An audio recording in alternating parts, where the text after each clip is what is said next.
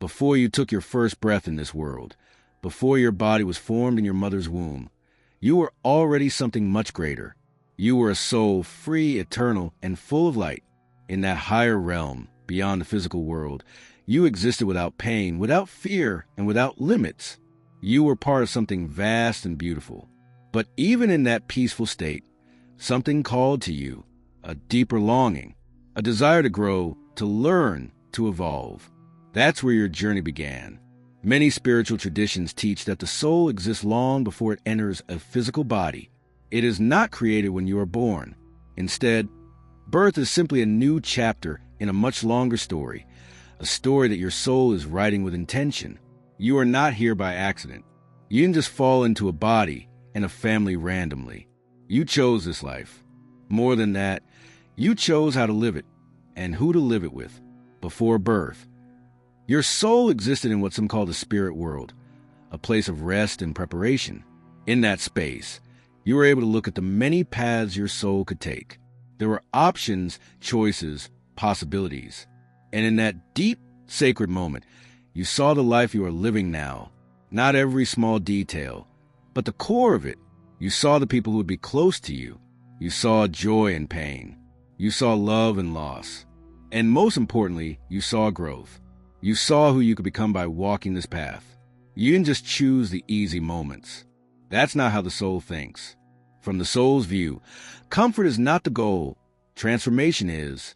So you chose the family, the country, the body, and the personality that would give you the best chance to grow. Maybe you chose parents who were kind and loving to teach you about safety and connection. Or maybe you chose parents who were distant or broken to teach you how to find strength within yourself. Either way, your soul chose them with care. It may sound hard to believe. You might think, why would I ever choose this? Why would I choose pain or poverty or rejection? But the soul doesn't see those things the way we do. What we call suffering, the soul sometimes sees as a lesson, a chance, a doorway to deeper truth. From the soul's view, even hardship can be sacred. If it leads to growth, healing, or love, think of it like a school. If you sign up for a class, you don't just want a teacher to praise you all day. You want to learn. You want to be challenged. You want to discover what you're truly capable of. And that's what the soul does when it chooses a life. It looks for the classes that will shape it most. Sometimes, those classes are filled with joy. Other times, they are filled with tests. But every one of them is part of your soul's design. This idea isn't just a comforting thought. It changes how you see your life. If your soul chose this journey, then even your deepest pain has meaning. Even the people who hurt you might have played a role in your spiritual growth. That doesn't mean what they did was okay, but it means there's more to the story. It means your soul is stronger than any wound. It means you are not a victim of life. You are a participant in something greater. The soul also chooses based on energy it carries. If you had certain fears, you may have chosen a family that would trigger them, not to hurt you, but to help you finally face and heal them. If your soul needed to learn about love, you may have chosen people who are hard to love, just so you could learn how to open your heart anyway. There is wisdom behind the madness. There is design behind the chaos. Sometimes souls travel together in groups. These are called soul families. You might have known your parents, siblings, or children in other lives before. Maybe you were lovers, friends, or even enemies. But in this life, you agreed to return together in new roles to help each other grow in different ways. This explains why you feel instantly connected to some people, like you've known them forever, and why others seem to push every button you have. It's all part of the plan. When you understand that your soul chose this life, something changes inside you. You start to trust more. You begin to see that you are not lost, even when things feel dark. You start asking different questions, not just, why is this happening to me? But what is my soul trying to learn here? That shift opens a door to healing. It brings peace. This doesn't mean everything is set in stone. The soul may choose a path, but you still have free will. You still get to decide how to respond, what direction to go, and who you become. Think of the soul's plan like a map. It gives you a general path with key places to visit and lessons to learn. But you are the traveler. You choose how fast or slow you go. You choose what you carry with you and what you leave behind. So the next time you look at your life, your family, your struggles, your gifts, remember this. Your soul saw it all before you were born. It chose with love. It chose with courage. And it believed in your ability to rise. No matter what, you are not here by mistake. You are not alone. And the story you are living is sacred, because you wrote it long before you ever opened your eyes. Imagine, just for a moment, that before you were born, you sat at a great round table, not alone but surrounded by other souls. Some of them felt familiar. Some you had known across many lifetimes. And as you sat there together in the stillness of the spirit world, something incredible happened. You began to make agreements, promises, silent bonds of energy that would guide the next life you were about to step into. These are what spiritual teachers call soul contracts. A soul contract is not a contract written with ink and paper. It's not legal, and it's not something you consciously remember when you're born, but it is deeply real, etched into your soul's energy. These contracts are made with love, purpose, and deep understanding. They are not meant to trap or punish you. They are meant to help your soul evolve. The most important soul contracts we make are usually with our family. That includes your parents, your siblings, and sometimes even extended relatives or caretakers. These people, whether they bring you joy or pain, are part of your soul's learning process. Some may be here to support you, while others may challenge you. Some will mirror your light, and others will reveal your shadow. But all of them, in some way, are helping you become the person your soul came here to be. You might wonder, why would I make a contract with someone who would hurt me? That's one of the hardest questions to face. But from a soul's perspective, pain is not the end. It's often a doorway. If your soul wanted to learn forgiveness, it might make a contract with someone who would betray you. If your soul needed to learn self-worth, it might choose a family where love is not given easily. These contracts are not about cruelty. They are about transformation. Think of it like two actors agreeing to play roles in a movie. Before the film begins, they both agree on the script. One agrees to play the villain, the other the hero. On screen, it looks like hate, but behind the scenes, there's a deep understanding and shared purpose. It's the same with soul contracts. Even the most painful roles may be agreed upon with love and spiritual wisdom long before either soul is born. Some soul contracts are lifelong. Others are temporary. A sibling who comes into your life for just a few years, a parent who leaves early, or even a grandparent who plays a key role in your childhood. Each may be part of a soul agreement. These contracts are not always about staying. Sometimes they're about teaching something important and then moving on. What's powerful to understand is that you also make contracts with yourself. You agreed to certain lessons. You set intentions for your growth. You might have said, in this life, I want to learn patience, or I want to understand what unconditional love really means. These inner agreements shape many of the experiences you attract. They create the stage on which your soul plays out its sacred story. And it's not just family. Soul contracts can include friends, romantic partners, teachers, and even strangers. Have you ever met someone and instantly felt a strong connection, like you've known them forever? Or had a quick meeting with someone who changed your life in just a moment? These are often signs of soul agreements. Some souls come into your life just to push a button, open your heart, or show you a truth you have forgotten. Understanding soul contracts can bring deep healing. It allows you to step out of the role of victim and into the role of conscious creator. It doesn't mean excusing harmful behavior. If someone has hurt you, your healing matters. You have every right to feel, process, and grow. But when you zoom out to the soul level, you may begin to see that even the pain had purpose. You may start to find peace where there was once only anger. You also have the power to shift or release a soul contract if it no longer serves your growth. Just because a contract was made doesn't mean it can't evolve. If a relationship becomes harmful or stagnant, your soul can choose a new path. These contracts are flexible. They respond to your choices, your healing, and your level of awareness. The more conscious you become, the more power you have to work with these agreements rather than feel trapped by them. One important thing to remember is that soul contracts are made from a place of love, not fear. No matter how strange or painful your life has felt, your soul did not choose this out of punishment. It chose with deep care. The souls you made contracts with, even the difficult ones, are not enemies. They're often the ones who love you most at the soul level, willing to play a hard role to help you grow. Some people even believe that between lives, we meet with what is called a council of elders, wise, loving beings who help us review our past life and choose our next one. With their help, you choose the lessons, the people, the major events, and even the challenges you will face. You do this not out of duty, but out of devotion to your soul's growth. That's how powerful you truly are. When you begin to see your life through the lens of soul contracts, something opens in your heart. You start to forgive in new ways. You start to ask deeper questions. You start to understand why things may have happened the way they did.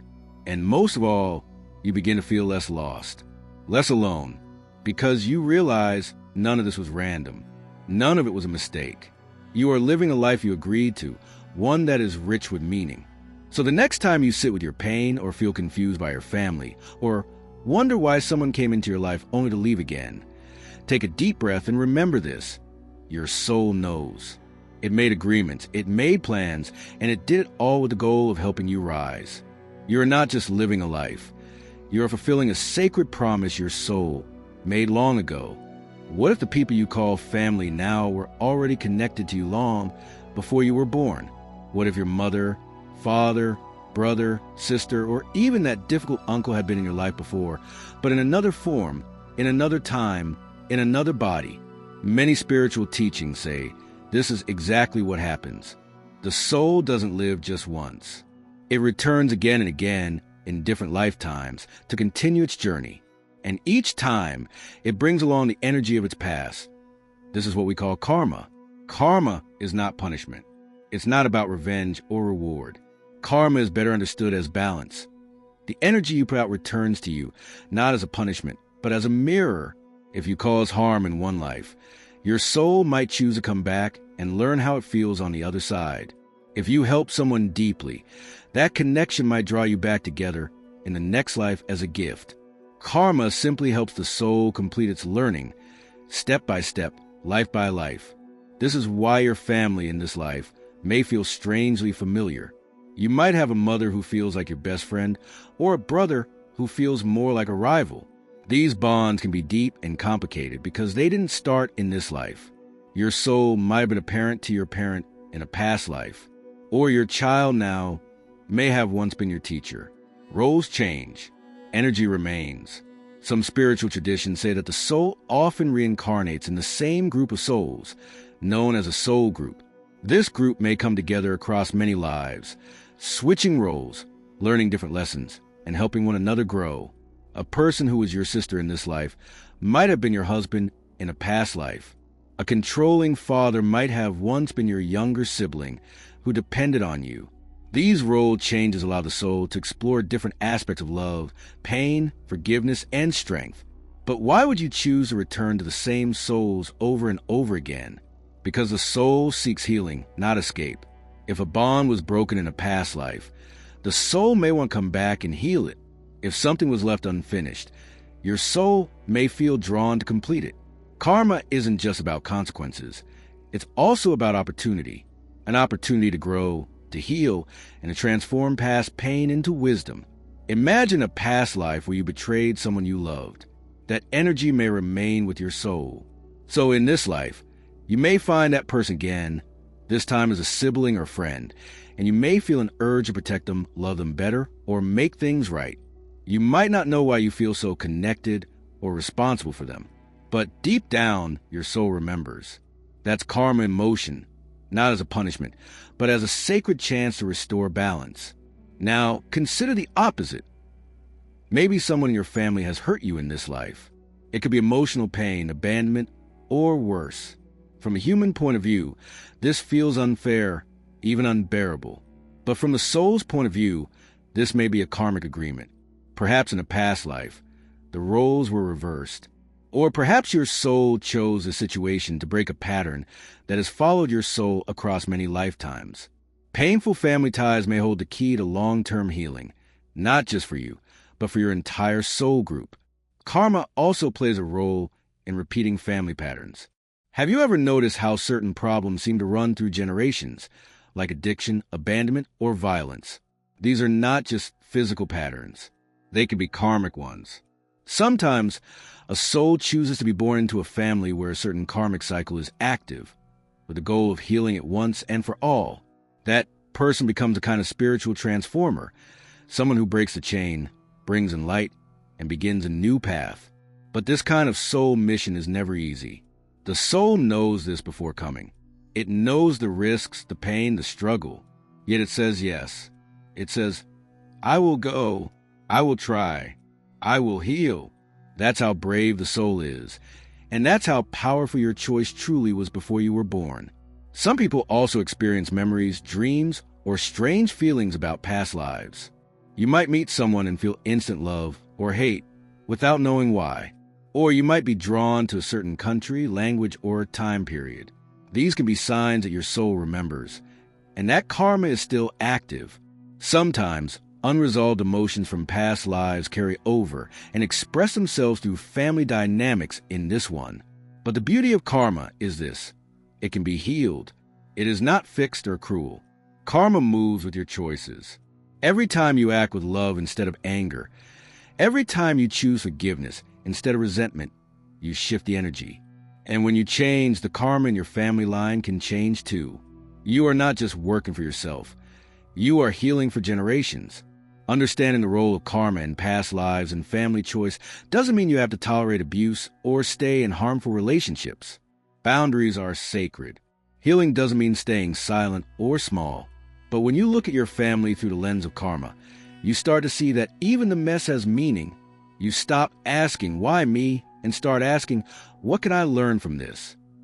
And that shift gives you power. It also gives you compassion. When you realize that others in your family may also be struggling with their own karmic lessons, you begin to see them with new eyes. Maybe your father was cold because he never knew love in a past life. Maybe your sister's anger is really fear passed down from lifetimes of rejection. You don't have to excuse the behavior, but understanding it can bring peace to your heart. So the next time you feel confused about your family or overwhelmed by old pain, remember this: your soul has walked this path before. You have known these people before. And the ties that connect you, though sometimes painful, were chosen with great care. Not to trap you, but to give you a chance to grow, to forgive, to remember who you really are. You are not just your body or your name or your role in your family. You are a soul on a journey, a soul that has loved before, lost before, and returned again, this time with a mission to heal. Some souls are born into love, into warm arms, kind words, and gentle homes. But others are born into silence, into chaos, into pain. Some families seem more like battlegrounds than safe havens. There may be yelling, judgment, neglect, or worse. And it's easy to wonder, why would any soul choose this? If the soul chooses its family before birth, why would it ever choose a broken one? The answer, while hard to accept, comes from a higher view. The view of the soul, not the ego. From a human point of view, pain looks like a mistake. But from the soul's view, pain can be a powerful teacher. It's not that the soul wants to suffer. It's that the soul understands something we often forget, that light is born in the dark, and that some of the strongest souls come through the hardest doors. If you grew up in a challenging family, it wasn't because your soul was weak. It was because your soul was strong enough to handle it and to transform it. Souls who choose hard families often do so because they are ready to break cycles, to awaken deeply, or to learn lessons that can only come through difficulty. They come not just for themselves, but to bring healing to generations of pain. Imagine, for a moment, a soul standing before a map of possible lives. There's an option with comfort and ease. There's another with struggle, pain, and a wounded family system. The easier path promises peace, but not much growth. The harder one holds the potential for deep strength, compassion, and awakening. The soul, your soul, may choose the harder path, not because it enjoys suffering, but because it knows what it can become through it. Challenging families often show us our deepest wounds, not to destroy us, but to make those wounds visible so we can finally heal them. A cold mother may reflect the parts of us that feel unworthy of love. An angry father may mirror the shame or fear we carry inside. A controlling sibling may force us to learn boundaries. These relationships act like spiritual mirrors, showing us the very places where we need to grow. In truth, pain in a family can lead to powerful awakenings. Many spiritual seekers begin their path because of suffering at home. The pain pushes them to look inward, to question, to seek truth beyond what they were taught. This inner fire can lead to transformation that wouldn't have happened in comfort. And once awakened, these souls often become teachers, healers, or guides for others because they know pain and they know the way through it. But let's be clear. Choosing a challenging family doesn't mean you have to stay in suffering. It doesn't mean abuse is acceptable or that you should tolerate harm just to learn a lesson. The soul chooses the conditions of birth, but not every detail of what unfolds. People still have free will. They can choose love or they can choose pain. If someone in your family chose to hurt you, that is their responsibility. Your soul may have come into that situation to grow, but your healing is sacred and your freedom is your right. Sometimes, the lesson isn't to stay and endure, it's to walk away and reclaim your power. Many people with difficult families are here to break toxic patterns. That might mean setting boundaries, speaking up, or choosing a new path entirely. The soul doesn't grow by staying stuck. It grows by moving through. And sometimes your greatest strength is saying, I deserve better. That, too, is a spiritual lesson. There's also a special kind of soul called a cycle breaker. These are souls who come into generations of pain, abuse, addiction, abandonment, with a mission to stop the pattern. It's not an easy task. These souls often feel like outsiders in their own families. They may be more sensitive, more aware, more emotional. They ask questions no one else wants to ask. They speak truth where there has only been silence. And in doing so, they create space for healing, not just for themselves, but for those who came before and those who will come after. Being a cycle breaker is lonely. It can feel like carrying the weight of generations, but it's also sacred. Your healing is not just yours. It echoes forward and backward in time. The courage to change, to love, to forgive, or to walk away is a powerful act of spiritual leadership. You may be the first in your family to go to therapy, to speak openly, to choose peace. That is not small. That is soul work. And yet, even in the hardest families, there can be light. Maybe a grandparent showed you quiet kindness. Maybe a sibling protected you when no one else would. Maybe you found strength in the struggle. These are the hidden gifts in hard places. Your soul doesn't expect perfection. It only asks for growth. If you learn resilience, courage, self-love, or empathy through the pain, then your soul has found what it came for. One of the most healing shifts you can make is moving from asking, why did this happen to me, to what is this teaching me? That doesn't make the pain okay, but it gives it meaning. And meaning is what helps us transform pain into wisdom. The soul's view always includes a bigger picture. It sees who you're becoming, not just what you've been through. Even more, it allows us to feel compassion for ourselves and for others. When you realize that your mother's cruelty may have come from her own deep wounds, or that your father's silence was shaped by his pain, it doesn't excuse them, but it can help you release the weight you've carried. Sometimes, the hardest families are full of souls who are all in pain, all stuck in patterns they don't know how to break. You might be the one soul awake enough to begin the healing. And remember, healing doesn't mean pretending. It means feeling. It means grieving what you didn't get, forgiving what you're ready to release, and choosing what kind of life you want now. Your soul may have chosen a hard beginning, but also gave you the tools to grow beyond it. So if your family has been your greatest challenge, know this. Your soul is not broken. It is wise. It is strong. And it is doing deep work that few understand. The path you walk may be painful, but it is also powerful. You are not here by accident. You are here with a purpose. And even the hardest family ties can become the roots of your greatest transformation. When you think about your family, what's the first feeling that comes up? Is it love, pain, gratitude, anger? Maybe it's a mix of everything. Family relationships can be some of the most confusing parts of our lives. They hold our earliest memories, our deepest wounds, and sometimes our greatest joys. But what if, beneath all the confusion and emotion, there were hidden treasures waiting to be found? What if every family, no matter how imperfect, carries spiritual gifts for your soul? These gifts don't always come wrapped in kindness or smiles. Sometimes they're disguised as conflict, silence, or struggle.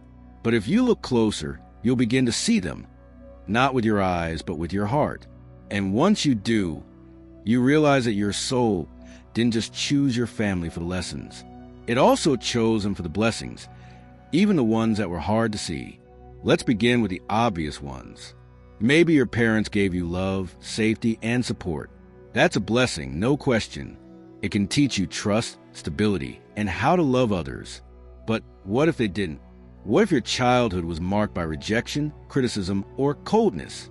Surprisingly, even then, spiritual gifts can still exist.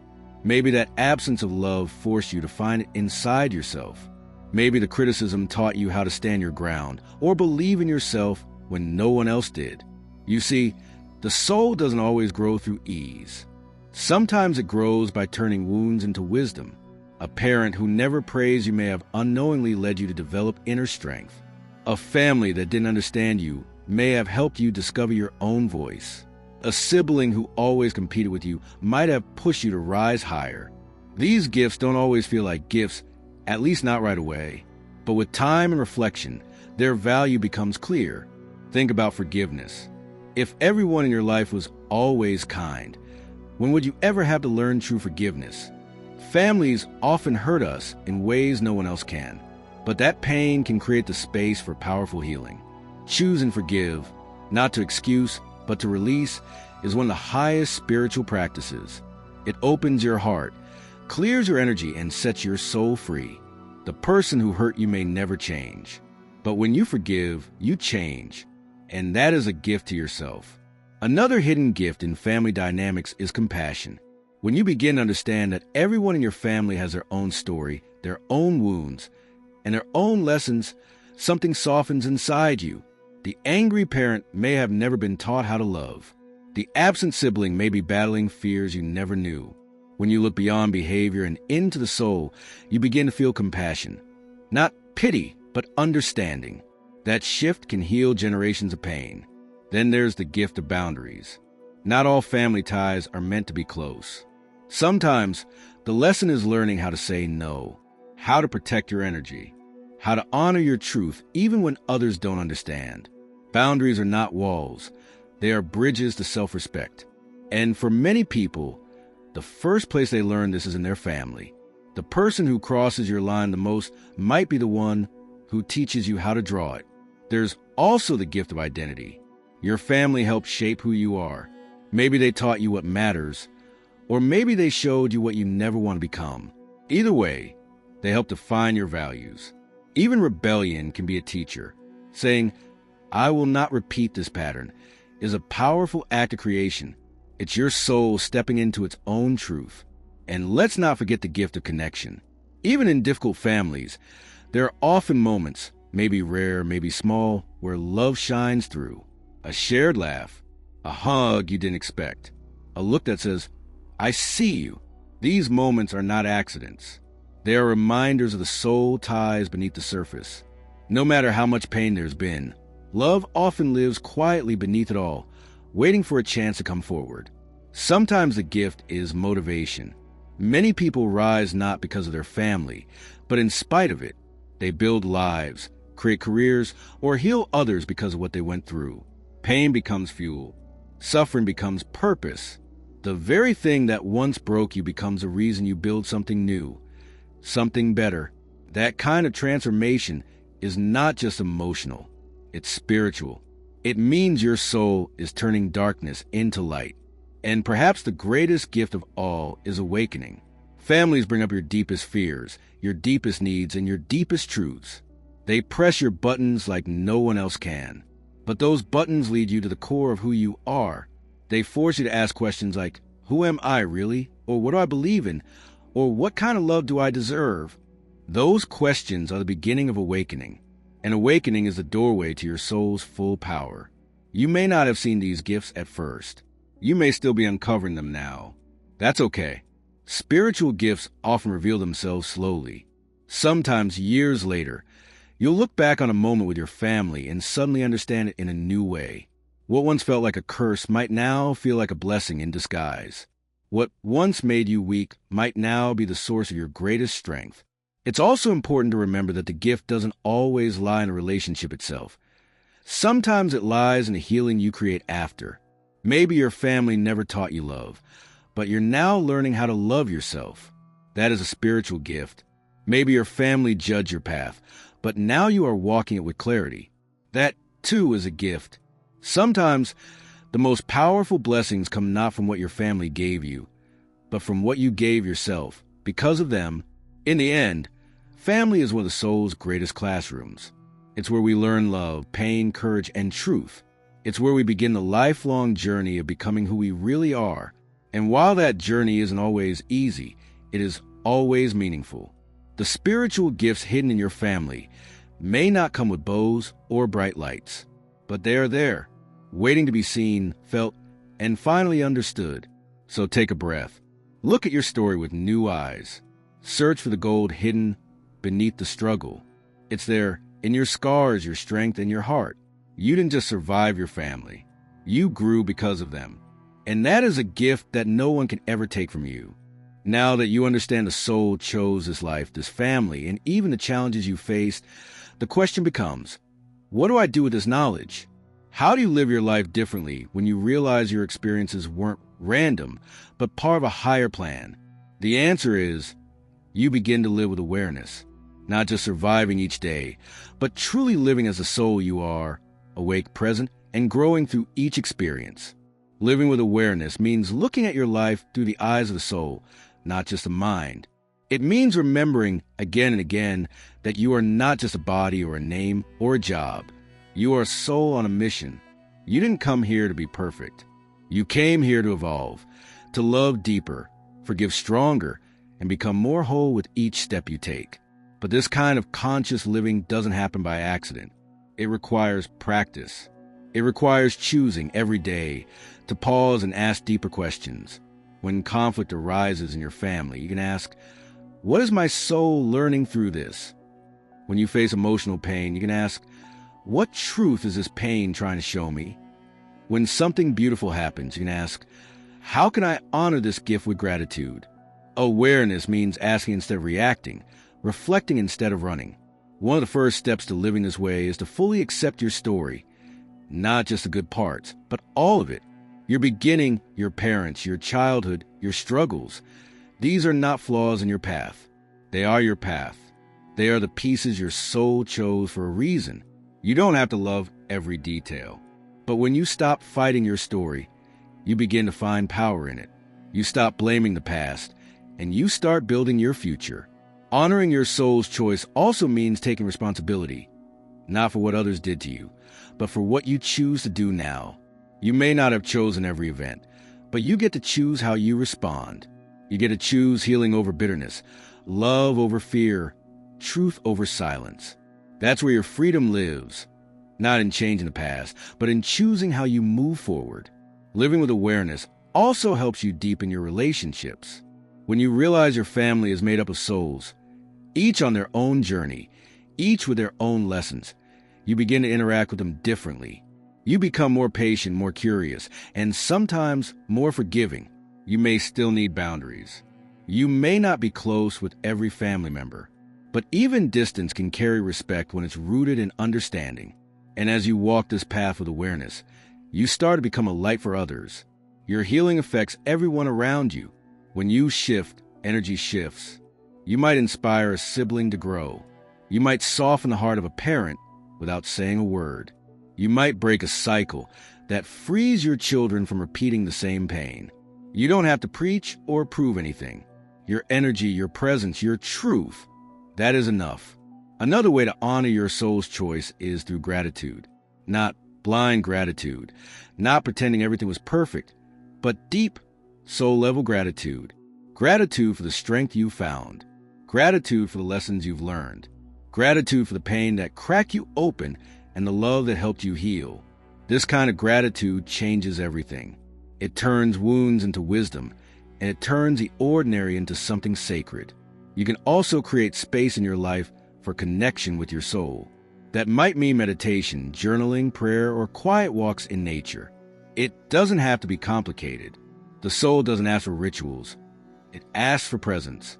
When you take time to be still, to listen within, you begin to hear the voice of your soul again. That voice is gentle. It reminds you that you are guided, that you are loved, that you are exactly where you need to be. There will still be hard days. Living with awareness doesn't make life perfect. It just makes it meaningful. It helps you stay connected to something deeper when the surface gets rough. It helps you keep going when you want to give up. It helps you rise after each fall, not because everything is easy, but because you know your soul came here for this. You begin to trust the process, even when you don't understand it fully. You may also feel called to help others, not because you have all the answers, but because you understand the journey. Maybe you'll share your story, support someone through their healing, or simply hold space for someone to feel seen. That's how soul work spreads, not through big speeches or perfect lives, but through kindness, presence, and real connection. You don't need to be a healer or a teacher to make an impact.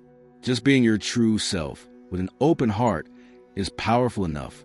And as you continue to live with awareness, you begin to notice the beauty in everything, in your growth, in your mistakes, in your choices, even in the family that once hurt you. You start to see that everything, every tear, every hug, every silence, every goodbye was part of a bigger picture, a soul picture, one that your spirit painted long ago with love, courage, and deep intention. So what now? Now you walk forward, not as a victim of your story, but as the author of it. You walk forward with your head high, knowing that your soul chose this life for a reason. You may not see the full purpose yet, but trust, it is unfolding with each breath you take. You forgive when you can. You feel when you need to. You grow, even when it's hard. And you love fiercely, gently, and fully, because love is what your soul came here to remember. Living with awareness is not a destination. It's a way of being. It's how you honor the sacred truth that you are not here by chance. You are here on purpose. And your soul, wise and wild and full of light, chose this path because it believed in you. It still does.